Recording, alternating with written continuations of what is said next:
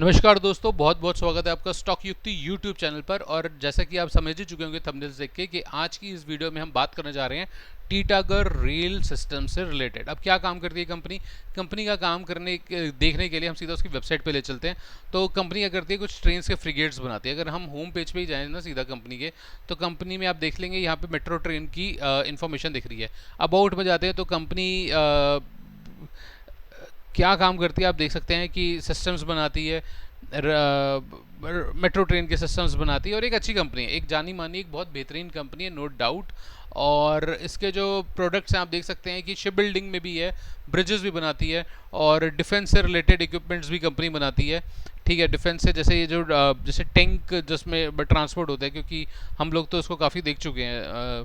ठीक है, तो इस टाइप के ये जो वैगन है ना, ये वैगन भी कंपनी बनाती है। टैंक और आर्मर्ड व्हीकल्स को ट्रांसपोर्ट करने के लिए यूज़ होता है। और उसके बाद अगर शिप बिल्डिंग में देखें तो आप देख सकते हैं कि इस तरह के वेसल्स बनाती है, टग बोट्स बनाती है और इनलैंड वेसल्स और किस तरह के वेसल्स है, काफ़ी काम करने वाले हैं वेसल्स। ठीक है, और रोलिंग स्टॉक की अगर बात करें तो आप देख सकते हैं कि ये सारे कुछ इंडस्ट्रियल प्रोजेक्ट्स हैं, राइट। मतलब इस तरह के वैगन्स हैं, ये माल ढुलाई के कवर्ड वैगन्स हैं। ठीक है, इस तरह के वैगन्स ये कंपनी बनाती है, बॉक्स वैगन आप देख सकते हैं।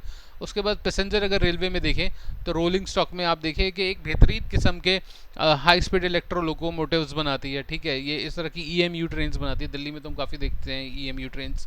फिर उसके बाद अर्बन मेट्रो और ये semi high speed Vande Bharat train जो है ये।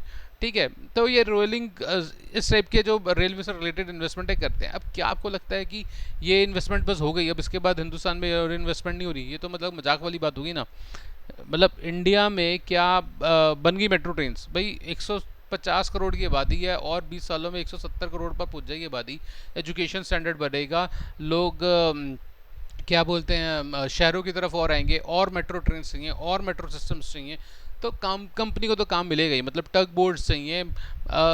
और देखिए आने वाले समय में यही तो कंपनीज हैं जो एक अलग इन्वेंशन करके पॉट टैक्सीज लेकर आएंगी, और इन्हीं के तो विजन्स पे डिपेंड करता है, बात है ना। तो देखते हैं क्या होता है, बट ऑल दो कंपनी ये है इन फ्रंट ऑफ यू कि काम क्या कर रही है। ठीक है, तो 16,500 करोड़ से ऊपर की कोई मार्केट कैप है और 1250 के आसपास का करंट प्राइस है। स्टॉक का पी थोड़ा महंगा है क्योंकि इंडस्ट्री के पी से काफ़ी आगे बढ़ चुका है और भाग भी चुका है।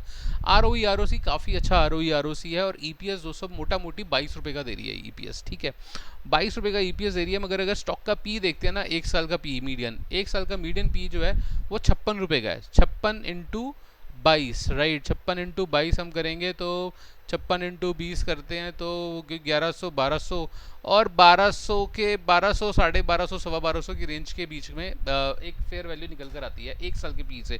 और अगर 3 साल का पी देखें तो हम 3 साल का पी तो खैर काफ़ी अच्छा करेक्ट आ जाएगा। ठीक है, 3 साल का पी ही के हिसाब से वैल्यू सही रहेगी। ठीक है, और इसका ईपीएस कितना था भाई?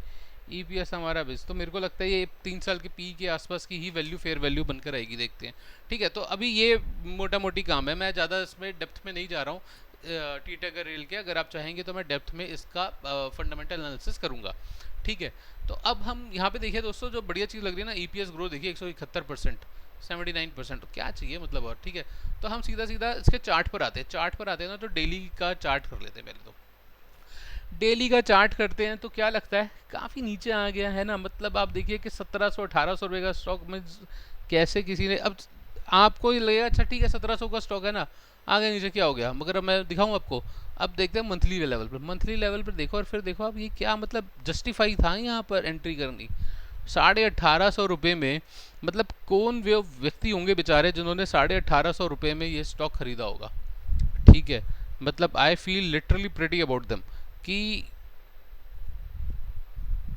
यहाँ पर अब उन्हें लगा होगा भाई ये तो 2000 पहुंच जाएगा, 2000 पे ले लेंगे, but I literally feel pity about them कि क्या बेचारे फंस गए हैं यहाँ पर।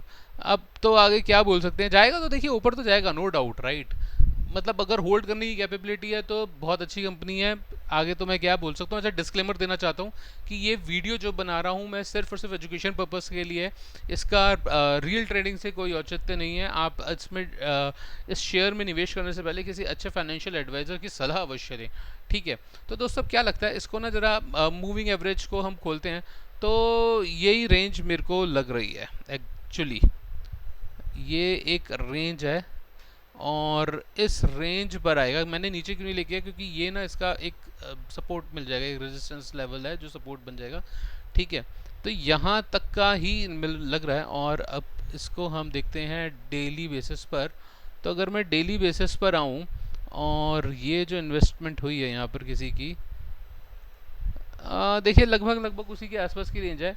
तो 1000 रुपये से नीचे ही मेरे को फेयर वैल्यू भी लग रही है। और देखा जाए तो अगर फेयर वैल्यू को हम देखें तो आप ये सोचिए कि यहाँ पर कितना है ईपीएस, कितना है 21.9 का ईपीएस है। और जो पी आ रहा है 3 साल का वो कितना आ रहा है दोस्तों, 41.7, राइट, 41.7। तो फेयर वैल्यू कितनी आ रही है, 913 की।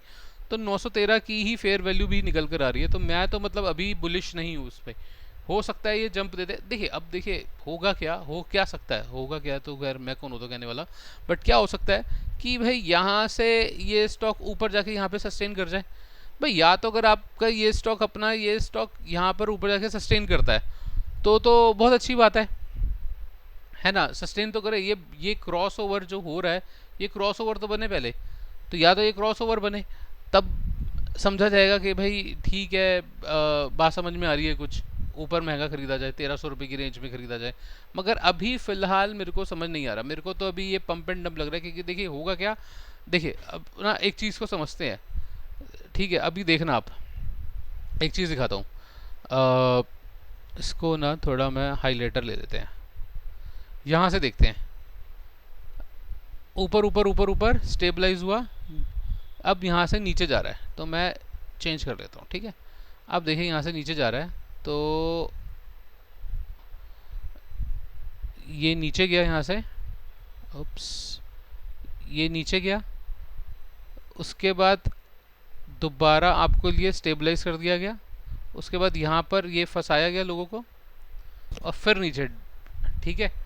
तो डाउन बेस बनाया इसने, स्टेबल किया, और ठीक है, और फिर मौका देकर फिर नीचे गिराया, फिर वही काम किया, डाउन बेस बनाया, फिर नीचे गिराया। अब क्या दोबारा बेस बन रहा है और फिर नीचे जाएगा। मतलब देखना पड़ेगा ना। तो इसीलिए आप थोड़ा ध्यान से इसमें धीरे धीरे करके आपको अपनी स्ट्रैटेजी समझनी पड़ेगी। समझिए कि कैसे काम हो रहा है। देखिए दोबारा समझते हैं, इसको बंद कर देता हूँ।